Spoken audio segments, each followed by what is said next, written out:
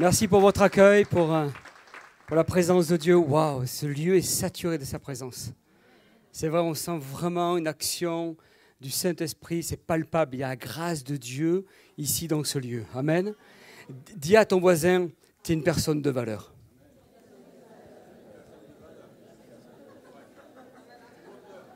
Amen. Tu es une personne de valeur. Et c'est préférable, hein, parce qu'on va passer l'éternité avec son voisin. Gloire à Dieu. Merci Seigneur. Je sais que vous avez eu une semaine de prière, et nous aussi sur Logne, on a eu cette semaine et on sent que Dieu travaille nos cœurs quand on passe du temps dans la prière, que nous sommes connectés avec lui et que nous recherchons sa face. Et ce que j'ai dit hier en introduction, c'est qu'il est important. Vous savez que vous connaissez l'histoire de Marthe et Marie quand Marie est au pied du Seigneur. C'est important d'être Marie avant d'être Marthe. Avant de servir le Seigneur, il faut d'abord être à ses pieds. C'est capital. Et parce qu'on va être à ses pieds qu'on sera qualifié pour se lever et le servir. Jésus n'a pas disqualifié Marthe. Il lui a juste dit, tu n'as pas mis les bonnes priorités. Tu as d'abord mis le service avant de venir à mes pieds. Et hier, nous avons parlé du prophétique et on va continuer aujourd'hui. Et ce que nous avons vu hier, c'est les critères pour exercer le prophétique. Je donnais cet exemple d'un permis de voiture, permis de conduire. On ne va pas commencer par la conduite, on va d'abord commencer par le code. Et parce qu'on va comprendre le code de la route, qu'on pourra se permettre de prendre une voiture et de conduire. Et je crois qu'il est important, dans l'exercice prophétique, de comprendre le code divin pour l'exercer après dans l'exercice de notre culte. Et je crois que, bon, pour ceux qui n'ont pas pu l'entendre, pour ceux qui n'ont pas pu voir et entendre la première partie, je vous encourage vraiment à l'écouter. Je crois que ça a été enregistré, il me semble, sauf erreur de ma part. Et je crois que c'est important, avant d'exercer le prophétique, de comprendre ce que Dieu nous demande. Et vous allez voir que ça nous confronte à qui nous sommes. Ça nous bouscule. Avant d'exercer, Dieu va nous dire à ses pieds ce qu'il attend de nous. On a vu le serviteur dans le prophétique. Et maintenant, on va voir le service prophétique. Comment l'exercer ? Comment l'aborder ? Je sais que vous êtes une église qui est sensible au prophétique. Vous avez déjà des pasteurs qui exercent le prophétique, qui sont aiguisés là-dedans. Et vous avez vu passer aussi des ministères prophétiques. Et c'est très bien quand on passe, et quand les ministères passent et prophétisent sur l'église, sur des frères, des sœurs. Waouh, ça nous touche, ça nous bouscule. Oui, ok. Mais une fois qu'il est parti, ce ministère, qu'est-ce qu'on fait ? Et nous, qu'est-ce qu'on devient ? Est-ce qu'il faut attendre qu'un pasteur avec ce ministère-là passe pour nous fortifier, ou est-ce qu'au milieu de nous, il n'y aurait peut-être pas des talents, des dons, des qualités, des frères, des sœurs qui auraient à cœur d'exercer cela ? Dites-moi. Et c'est pour cela qu'il est important de pouvoir en parler, parce que la Bible nous dit que nous pouvons tous prophétiser. Et dans la mesure où nous pouvons tous prophétiser, quand je dis ça, attention, je ne parle pas de ministère prophétique.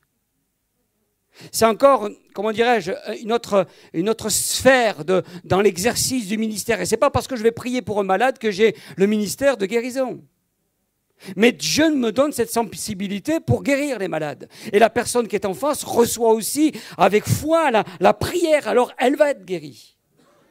Et ce n'est pas parce que je vais prophétiser que j'ai un ministère prophétique. Mais en tout cas, l'exercice de mon ministère va me permettre de nourrir l'Église.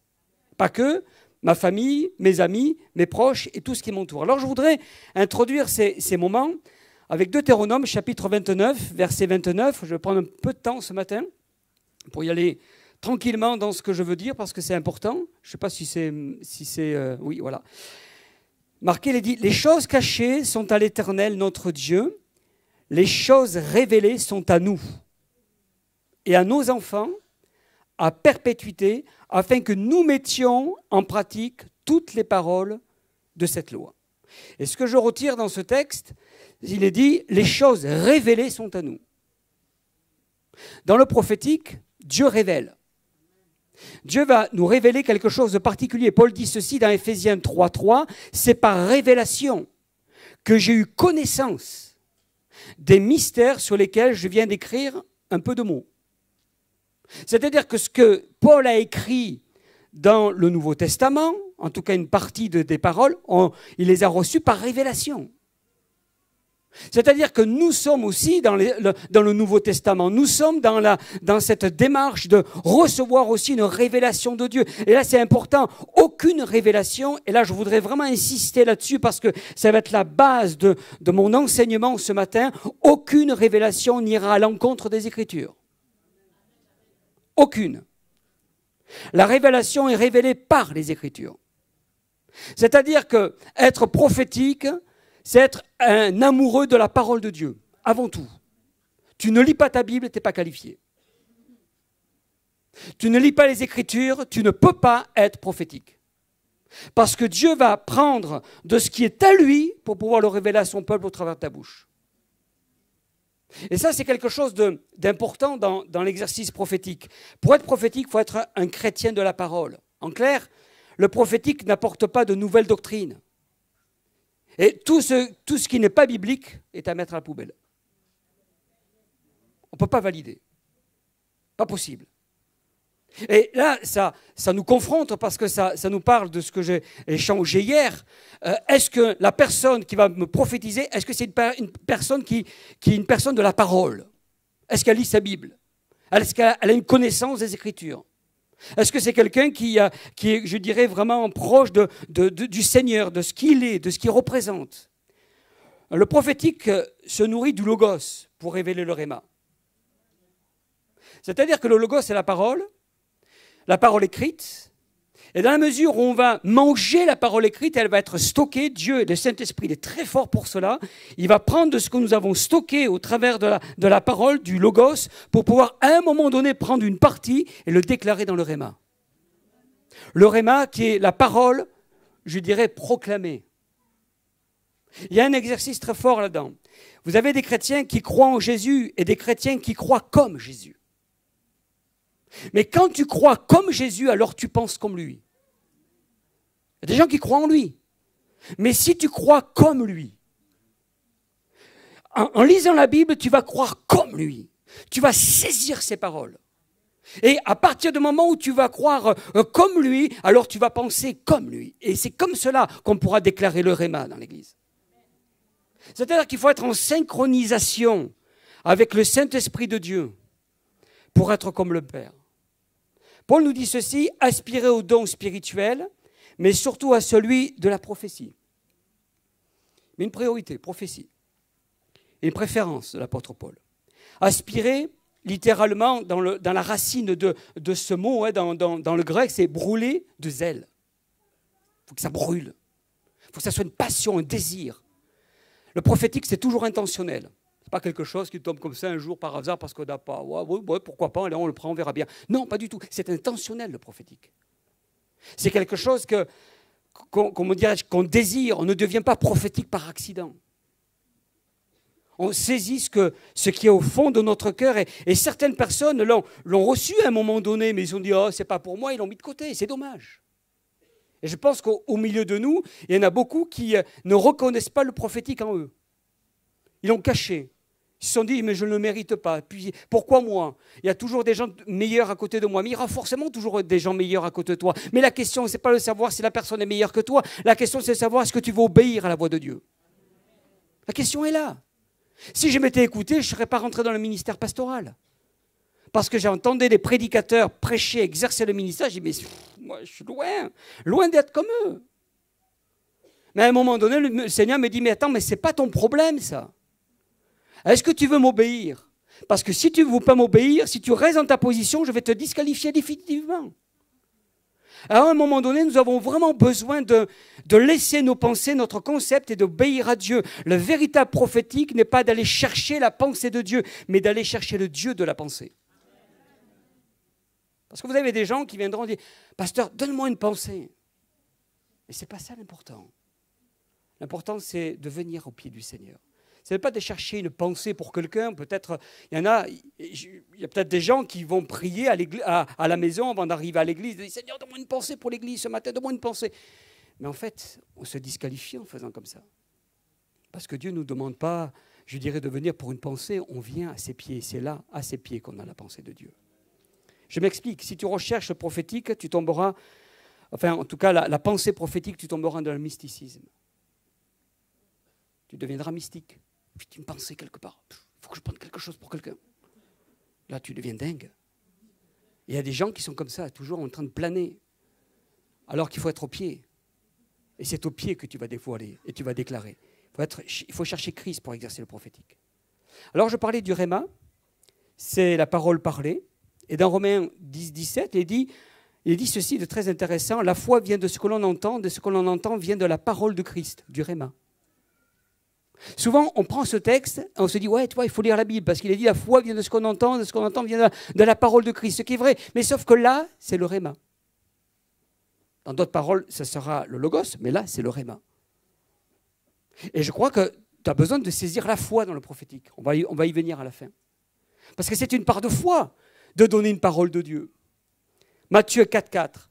L'homme ne vivra pas de pain seulement, et là aussi, on prend souvent ce texte pour lire la Bible, mais de toute parole qui sort de la bouche de Dieu, du Réma. Je répète, l'homme ne vivra pas de pain seulement, mais du Réma qui sort de la bouche de Dieu. Le prophétique est associé à Proverbes chapitre 18, verset 21. La mort et la vie sont au pouvoir de la langue. Bien souvent, quand on prend ce texte, on le prend du côté négatif. C'est un tort. Nos paroles sont appelées à déclarer ce que Dieu a créé. Dieu a créé et on le déclare. Le prophétique, c'est ça. Dieu a conçu les choses et nous, on les prend, on les saisit et on rend, je dirais, visible ce qui est encore dans l'invisible. C'est ça, la parole créatrice. Dans le prophétique, nous déclarons ce qui a été créé par le Seigneur. Dans 2 Pierre, chapitre 1er, verset 21, il est dit, c'est poussé par le Saint-Esprit que des hommes ont parlé de la part de Dieu. Poussé. Dieu leur a donné quelque chose de puissant et ils l'ont déversé. Paul dit ceci dans la Bible Summer. J'ai pris en version Summer très intéressante. 1 Corinthiens 4, 1. Nous sommes de simples serviteurs du Christ, des intendants chargés de communiquer les secrets de Dieu. Waouh! Les secrets de Dieu. Nous sommes des intendants qui, je dirais, nous sommes chargés de communiquer les secrets de Dieu. Alors comment prophétiser? Déjà, il faut savoir que dans le prophétique, vous avez 3 axes, 3 orientations. La première orientation, c'est le passé, c'est la parole de connaissance. Deuxième orientation, c'est le présent, parole de sagesse. Et puis vous avez le futur, prédiction. Ce sont les 3 axes dans lesquels le Seigneur peut te parler pour pouvoir partager cette parole à quelqu'un. Le passé, le présent et le futur. Cela demande de l'obéissance, de la consécration, de l'humilité. Et je vais dire une chose parce que j'en ai parlé hier, je prends cette capsule que j'ai partagée hier et je voudrais le partager ce matin. Beaucoup d'amour. Il nous est dit dans 1 Corinthiens 14, 1, ça ne vous a pas échappé, où il est dit « Recherchez l'amour, point. Aspirez au don spirituel et surtout à celui de la prophétie. » Dieu nous demande d'abord d'avoir de l'amour. On ne peut pas prophétiser sans amour. Être prophétique, c'est aimer les gens, les chrétiens, l'Église. Tu ne peux pas être, je dirais, prophétique si tu n'aimes pas ton Église.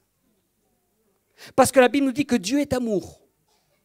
Et tu ne peux pas, toi, avoir de l'animosité alors que la parole de Dieu est amour. L'un ne va pas avec l'autre. Il y a une compatibilité entre l'amour de Dieu, la parole de Dieu et toi, ce que tu es en train de vivre. Tu as besoin de te synchroniser avec lui, de faire la paix peut-être avec ta situation, avant de pouvoir être prophétique. Et on a parfois vu des dons spirituels qui n'en étaient pas. Des personnes qui ont sorti des paroles qui étaient dures, qui étaient remplies de, d'animosité. En fait, ce n'était pas une parole prophétique. C'était une parole humaine, charnelle. Parce que le prophétique est lié à l'amour de Dieu. Si tu n'aimes pas, tu ne peux pas prophétiser. Si je n'aime pas l'Église, je suis disqualifié dans le prophétique. C'est clair. Et vous allez le voir un peu plus loin pourquoi. Être prophétique, c'est aimer les gens jusqu'à ce qu'ils me demandent pourquoi. Mais pourquoi tu m'aimes comme ça? Qu'est-ce qui se passe pour qu'il y ait de l'amour dans ton cœur pour l'Église, pour les frères, pour les sœurs, pour les amis, pour ma famille? Être prophétique, c'est aimer les gens jusqu'à ce qu'ils te demandent pourquoi et continuer à les aimer. C'est le prophétique. Le prophétique, c'est capter la pensée de Dieu pour la relâcher dans la vie des gens. On va y revenir à la fin, un peu plus tard. Mais il est important quand même de le souligner là, peut-être pour le répéter un peu plus tard. Je relâche une pensée qui ne m'appartient pas, en fait. La pensée vient de Dieu. Vous êtes d'accord avec moi? À partir du moment où elle vient de Dieu, qu'est-ce que je vais en faire? Puisqu'elle ne m'appartient pas, ben tu es obligé de la relâcher. Si Dieu t'a qualifié pour que tu puisses relâcher la pensée, tu dois le faire. Si tu ne le fais pas, il te mettra de côté. Et il se servira de quelqu'un d'autre.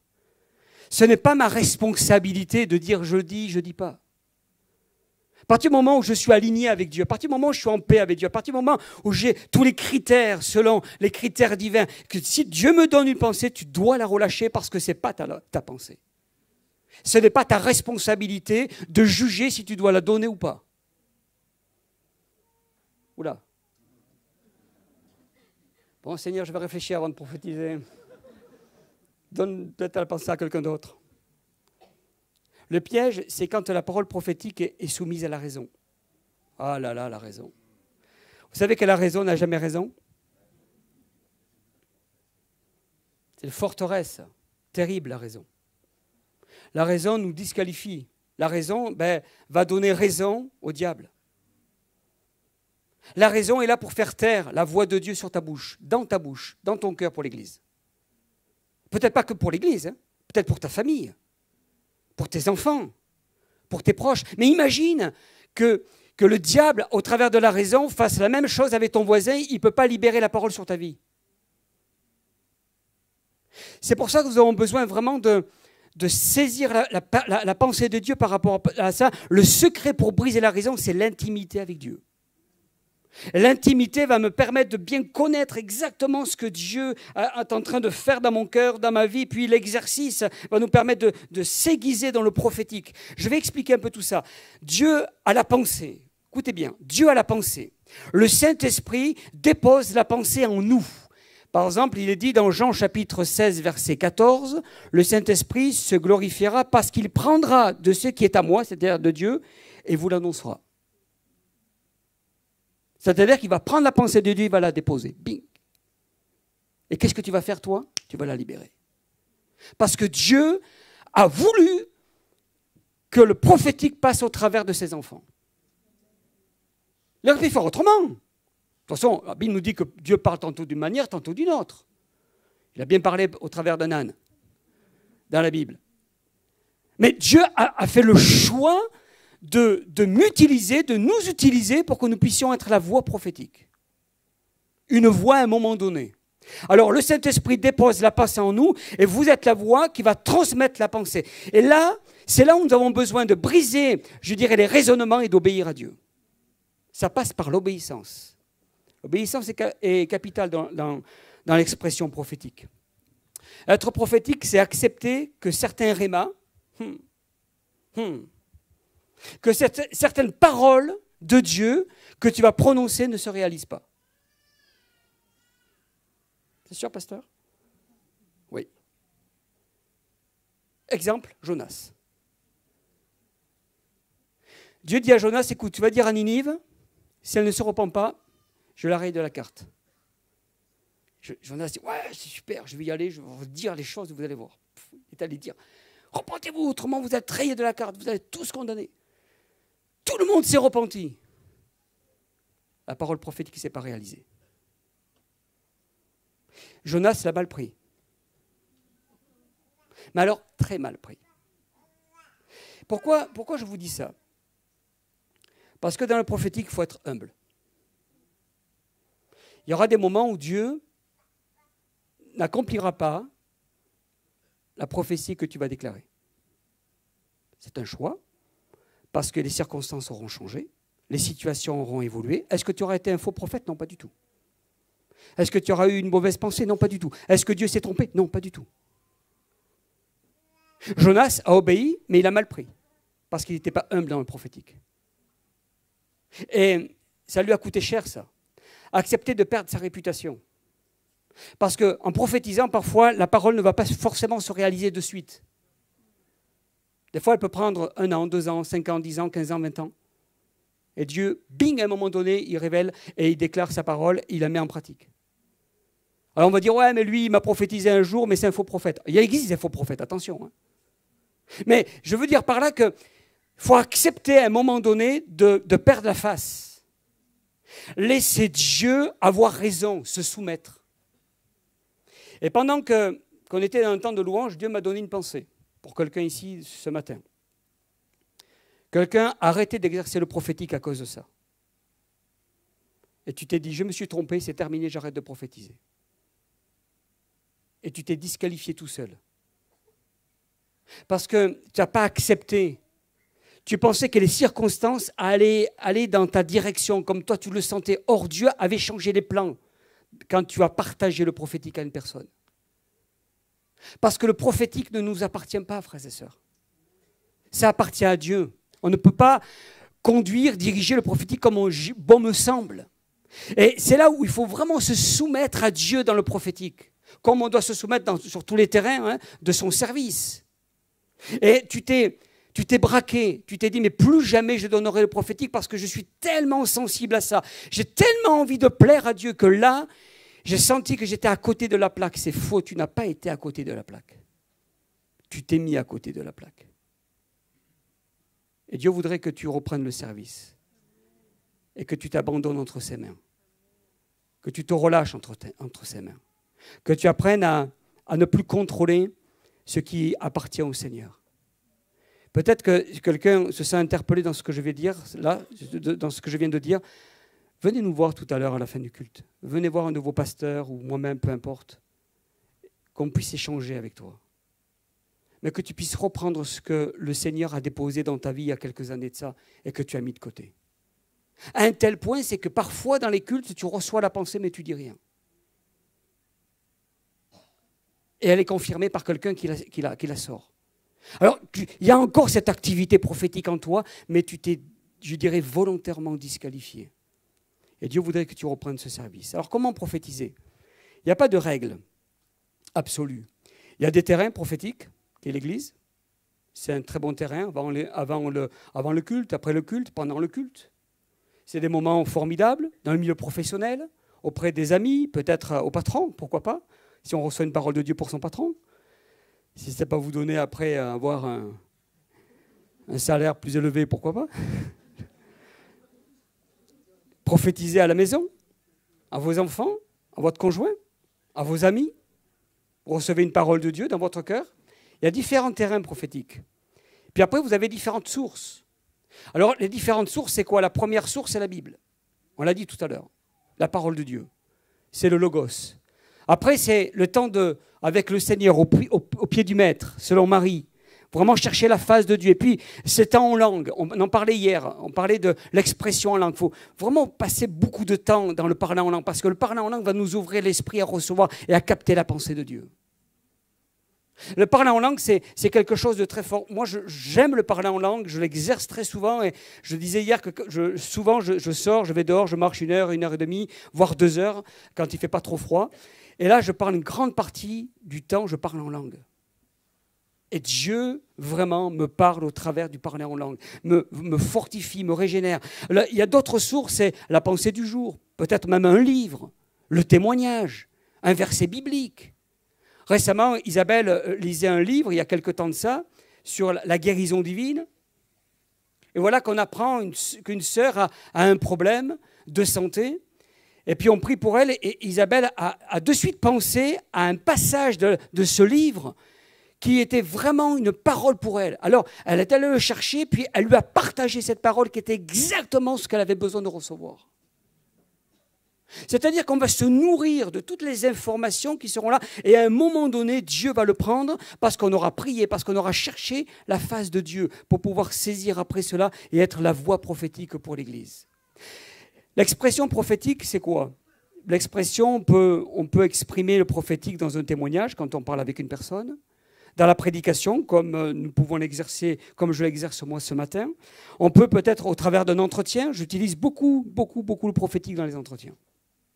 Il m'arrive très souvent que quand j'échange avec une personne, 1 heure, 1 heure et demie, à la fin, je prie pour elle, et très souvent, dans la prière, Dieu me donne une parole. dis, Seigneur, tu n'aurais pas pu le donner avant parce que là, on arrive à la fin de l'entretien, il y a quelqu'un d'autre qui attend. Enfin bref, c'est comme ça. Alors maintenant, j'anticipe. Je prie, on va prier un petit peu avant, vous voyez, parce que je connais le Seigneur maintenant. Et il m'a dit, c'est à toi, tu as réajusté. Ok, Seigneur, tu es le boss. Alors je prie. Je reçois une pensée. Et j'ai dit, bon, écoutez, je ne sais pas, mais dans mon temps de prière, il y a quelque chose qui était là, qui s'est imposé à moi, et je lui explique. Il dit, ça vous parle, ce que je viens de vous dire? Oui ou non, hein? Si c'est oui, eh ben alors à partir de là, on va prendre 10 minutes et on échange sur le sujet. Très souvent, ça amène à un autre entretien. Libérer la parole prophétique au travers d'un entretien, d'un échange, d'un partage, d'un one-to-one avec quelqu'un. C'est-à-dire que Dieu va utiliser tous les supports. Dieu me parle beaucoup pour des gens, quand que je viens de vous dire, je suis dehors, je prie, je parle en langue et tout, et Dieu me donne des paroles pour un frère ou pour une sœur, et j'utilise des textos, WhatsApp, ou un email. Et parfois, j'échange là, et puis très souvent, les retours vont dans le sens que j'avais ressenti. C'est-à-dire qu'on va laisser le Seigneur nous parler. On va chercher sa face. Je vais capter le cœur de Dieu pour recevoir la pensée de Dieu et être la voix de Dieu. C'est ça que nous avons besoin, en fait. Être au pied du Seigneur va nous permettre vraiment de recevoir de lui pour le peuple. Être prophétique, c'est parler avec Dieu pour parler de sa part. Ce que nous devons savoir, c'est que toutes les prophéties sont partielles. C'est-à-dire que cela signifie que la personne n'aura qu'un aperçu de la pensée. Et c'est biblique, hein, parce que dans 1 Corinthiens 13, 9, il est dit « Car nous connaissons en partie, nous prophétisons en partie ». Les gens qui vous disent « Mais je connais toute ta vie », ce sont des charlatans. Ce sont des faux prophètes. Ce sont des manipulateurs. À fuir, il faut courir très loin. Et c'est ça, il faut faire très attention à ça parce que vous en avez comme ça. Et ce n'est pas parce qu'il y a des charlatans, qu'il y a des gens qui veulent essayer de vous contrôler par le prophétique, qu'il faut se fermer au prophétique.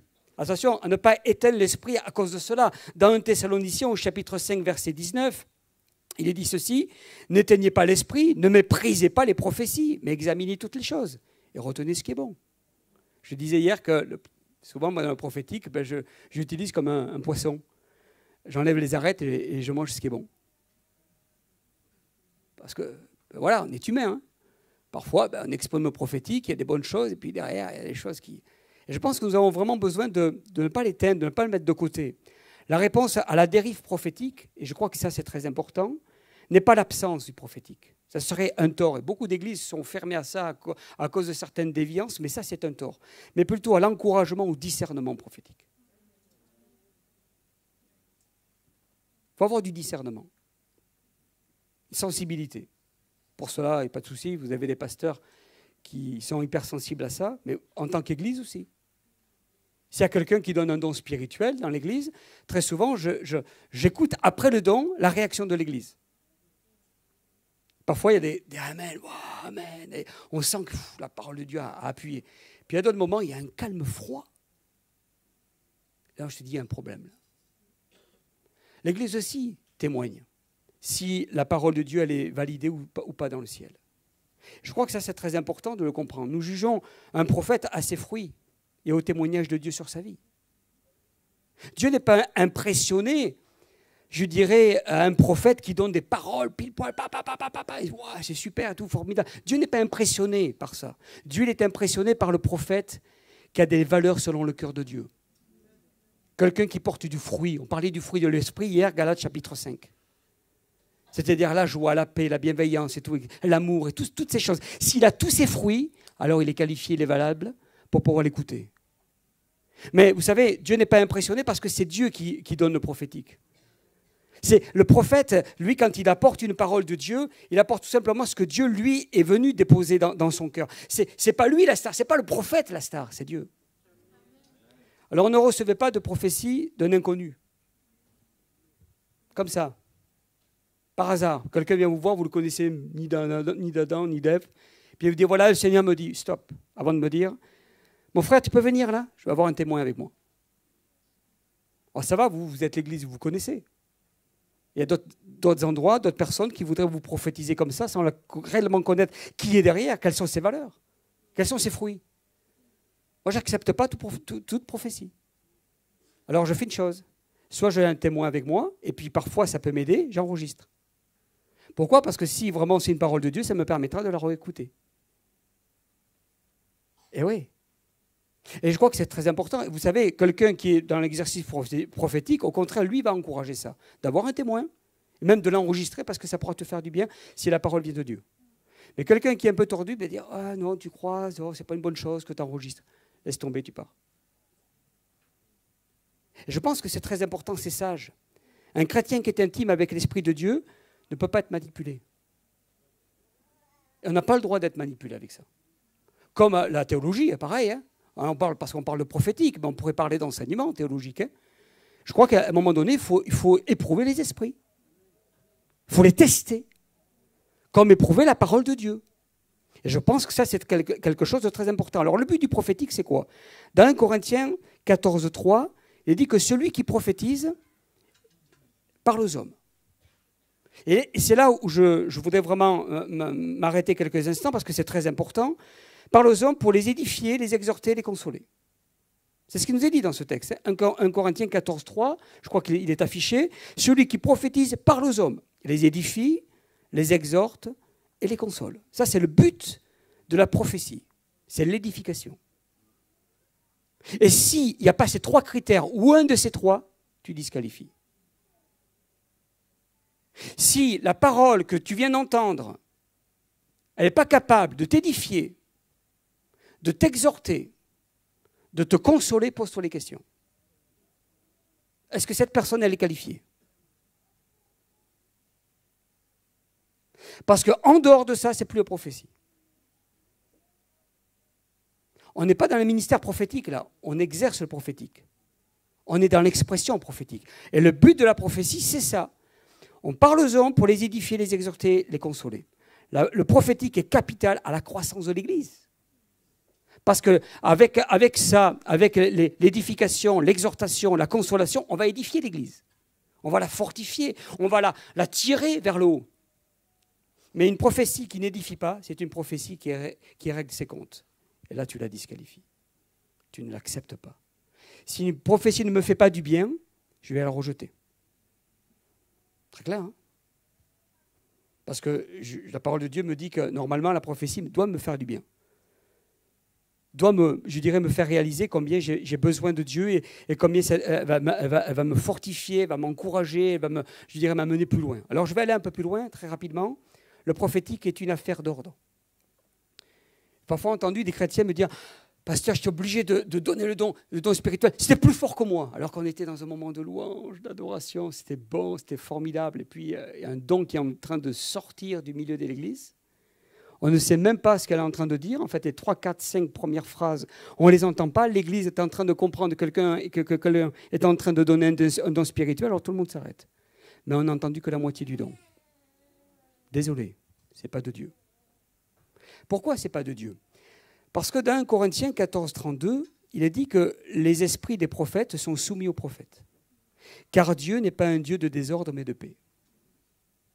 Et là, ça doit nous interroger parce que le Saint-Esprit n'ira jamais éteindre l'adoration pendant un culte. Jamais. Écoutez-moi bien, jamais. La prophétie ne vient jamais prendre la place de l'adoration. Jamais. Et je vais insister là-dessus. Pourquoi? J'en ai parlé hier. C'est parce que l'adoration s'aligne avec le cœur de Dieu. Et il est dit dans Jean chapitre 4, versets 23 à 24, il est dit « Les vrais adorateurs adoreront le Père en esprit et en vérité, car ce sont là les adorateurs que le Père demande. » On demande des adorateurs, pas des prophètes, des adorateurs. Dieu est esprit. Il faut que ceux qui l'adorent en esprit et en vérité. C'est-à-dire qu'une atmosphère prophétique se libère dans l'adoration. Il faut d'abord adorer pour capter, je dirais, le cœur de Dieu et prophétiser. En fait, l'adoration libère notre cœur. Nous libérons notre cœur au cœur du Père. Qu'est-ce que ça veut dire, ça? Ça veut dire que, dans un culte, on vient pour Dieu. Vous êtes d'accord avec moi? Le mot culte, c'est ça. Hein? C'est venir pour apporter une expression, l'adoration. On pense à lui. Dans un culte, on pense d'abord à Dieu, pas en soi. Vous avez parfois dans certaines églises, pas ici, mais je sais que dans certaines églises, on fait pas mal, et puis ayant aussi une église à part entière, il m'est arrivé parfois de voir des chrétiens arriver après l'adoration. L'essentiel pour eux, c'était de prendre la Sainte Seine et la prédication. Et en fait, ils étaient en train de faire un culte pour eux-mêmes. Se faire un culte pour eux-mêmes, c'est de l'idolâtrie. Vous savez que dans le ciel, il n'y aura pas de prédication, pas de Sainte Seine. Par contre, il y aura l'adoration et la louange. Le venir au culte, si tu veux réussir ton culte, il faut que tu rentres dans l'adoration. À la limite, il ne faut pas le faire, hein, attention. Hein. À la limite, il faut faire le contraire. Tu pourrais faire le contraire, si tu veux, mais jamais l'autre. Tu peux venir pour adorer le Seigneur et éventuellement partir, mais je ne te dis pas de le faire. Hein. Avant la prédication, je ne te dis pas de le faire, hein, parce qu'autrement les pasteurs ils vont me tuer. Mais à la limite. C'est plus grave de sauter l'adoration que de sauter la prédication.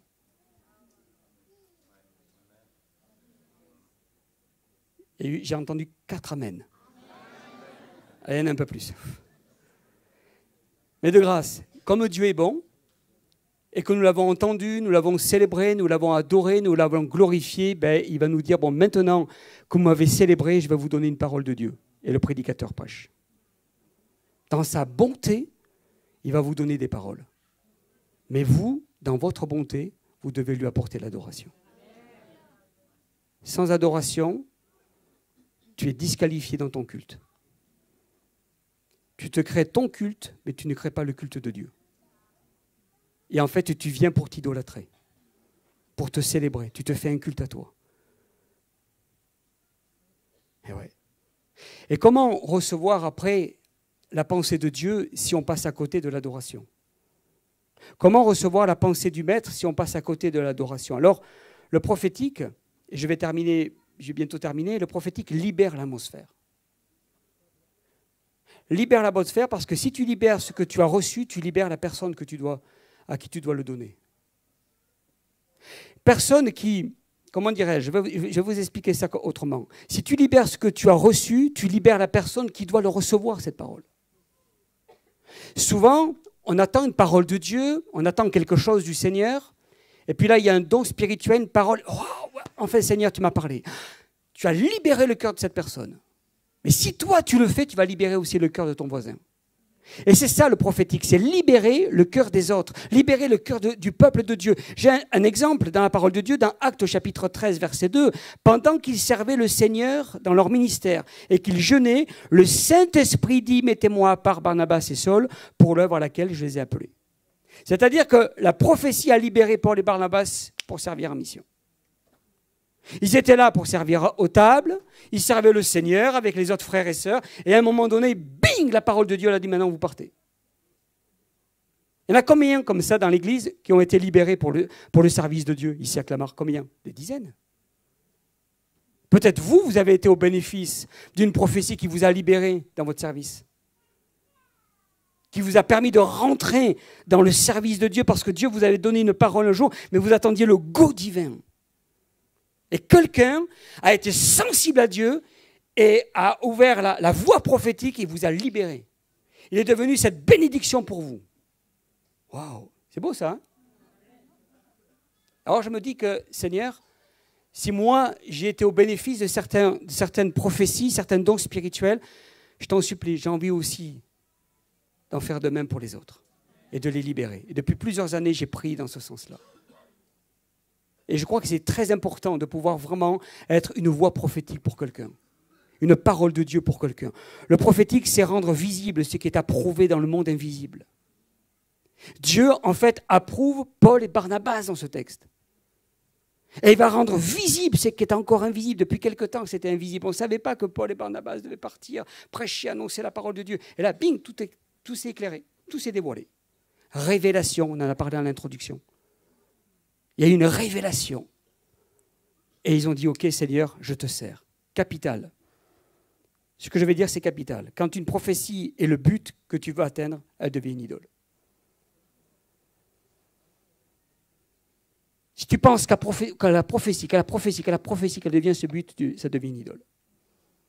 Tu es passé à côté de ce que Dieu attendait de toi.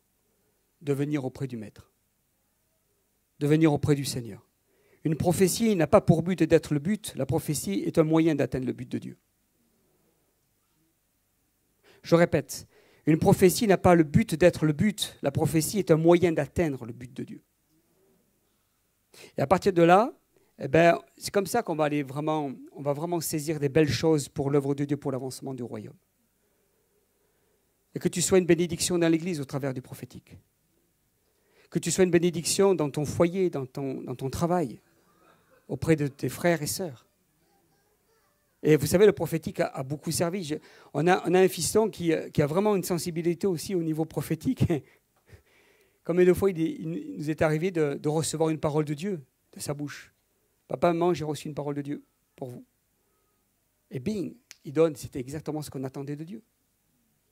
Et c'est beau de pouvoir, je dirais, libérer l'atmosphère prophétique dans notre foyer. Laisser le Seigneur agir dans notre couple. Permettre d'être suffisamment libre dans mon couple pour pouvoir libérer la parole de Dieu pour mon frère et ma sœur. Pour mon papa, ma maman. Pour mon conjoint. Pour mes enfants. Pas qu'à l'église, parce que très souvent, on donne des dons spirituels dans l'église et on s'arrête là. On devient que, je dirais, une expression prophétique dans l'église. Mais le Seigneur, quand il t'a donné le don, c'est aussi pour l'extérieur de l'église. Et c'est là où la richesse du prophétique est forte, est puissante, est extraordinaire. Alors je vais conclure avec ces quelques paroles. Si peut-être les musiciens pouvaient venir prendre place. Merci. Peut-être même les chantres, tout. Ouais. Mais je demanderai juste au piano, pour l'instant, de conduire ces moments. Les instruments deviennent aussi, peut-être aussi des instruments prophétiques. Pourquoi ? Parce que le chantre est prophétique. Parce que Dieu a qualifié le musicien pour qu'au travers du son, il touche le cœur du peuple.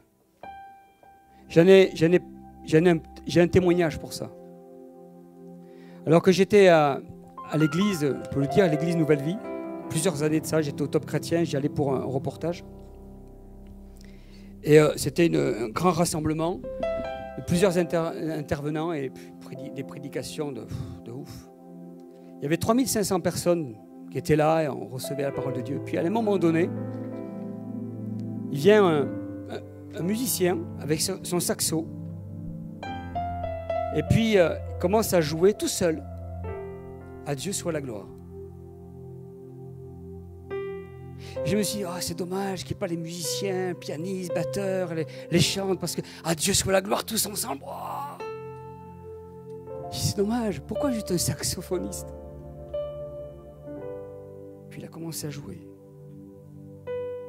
tout doucement. Et c'est monté, et c'est monté. Et à un moment donné, toute l'église, 3500 personnes, j'ai jamais vu ça de ma vie. À genoux, saisis par le Saint-Esprit, saisis par la puissance de Dieu. Et beaucoup de ces personnes ont reçu de Dieu des paroles pour leur propre vie. Personnellement, Dieu m'avait parlé à ce moment-là de manière puissante, au travers d'un musicien. Parce que le musicien, saisi par l'Esprit, a sorti un son prophétique. La voix prophétique. Parce qu'au travers du son, ça a créé l'atmosphère qui nous a permis de capter le cœur de Dieu et d'être saisis au travers de ces instruments. Et je ne l'invente pas. David, c'était le précurseur dans les psaumes, pour nous faire réaliser cette dimension prophétique. Conclusion, le prophétique est étroitement lié à la foi. Il faut que tu saisisses par la foi ce que Dieu t'a donné. La foi, c'est déclarer ce que Dieu a déjà dit. Il a déjà dit dans le ciel, tout est accompli. Il a dit à la croix, tout est accompli. Il a dit ces choses, il faut que tu captes, que tu prennes par la foi ce qu'il a déjà dit. C'est par la foi. La foi, c'est être convaincu de ce que Dieu dit par son esprit. C'est ce qu'il nous est dit dans Hébreux 11:1. La foi est le moyen d'être sûr des réalités qu'on ne voit pas. C'est d'être sûr des réalités qu'on ne voit pas. La foi ne crée rien. La foi saisit ce que Dieu a déjà créé. Tu n'inventes rien avec la foi, tu prends juste ce que Dieu t'a donné et tu déclares. Tu libères. Tu relâches. Parce que ça ne t'appartient pas. Je crois que le Seigneur veut faire vraiment cette œuvre ce matin dans ta vie. Est-ce qu'on pourrait courber nos fronts quelques instants?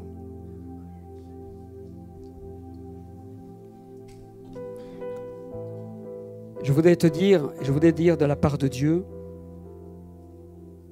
que le Seigneur te fait suffisamment confiance dans l'exercice du prophétique pour être une solution pour quelqu'un ce matin.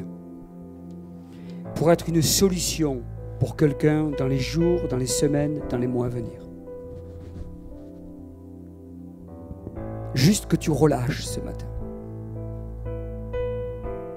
Et je voudrais revenir sur la pensée que Dieu a déposée sur mon cœur, sur une personne qui a mis de côté le prophétique, se disqualifiant tout seul, là où Dieu t'a qualifié. Lâche prise. Laisse le Seigneur œuvrer dans ta vie. Laisse le Seigneur poser sa main sur ton cœur. Laisse le Seigneur agir en profondeur. Dieu t'aime. Lâche prise. Et pour d'autres, brise les raisonnements, les craintes, les peurs. Ces choses qui sont là et qui t'empêchent, qui te bloquent et qui va donner raison à l'adversaire au lieu de donner raison à la voix de Dieu sur ta vie. Et tu vas partir avec des regrets, tu vas partir avec vraiment des blessures dans ton cœur. Tu vas quitter le culte abîmé, esquinté, parce que tu n'auras pas obéi à la voix de Dieu. Tu l'auras regretté. Et le Seigneur voudrait que tu lâches et que tu relâches ce matin. Que tu t'abandonnes totalement entre ses mains. Dieu t'a qualifié, alors lâche prise. Et laisse la voix de Dieu agir sur ta vie pour que tu puisses devenir la voix au milieu de ton peuple. Parce que tu aimes l'Église.